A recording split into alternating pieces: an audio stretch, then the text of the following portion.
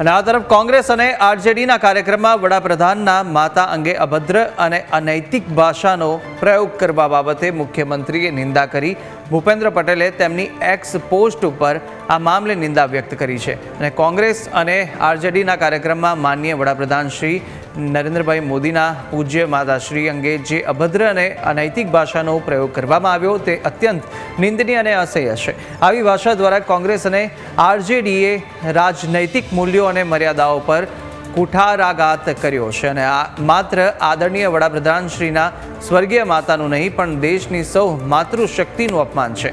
આ ભારતીય સંસ્કૃતિનું અપમાન છે અને 140 કરોડ દેશવાસીઓની લાગણી પર કરાયેલો પ્રહાર છે। બિહાર અને દેશની જનતા આ અપમાનને ક્યારેય માફ નહીં કરે। ભારતની જનશક્તિ આ અવિવેકી કૃત્યનો કઠોર જવાબ આપશે તેવો એક્સ પર પોસ્ટ કરીને ભૂપેન્દ્ર પટેલે મુખ્યમંત્રી ગુજરાતના જેમણે નિંદા કરી છે।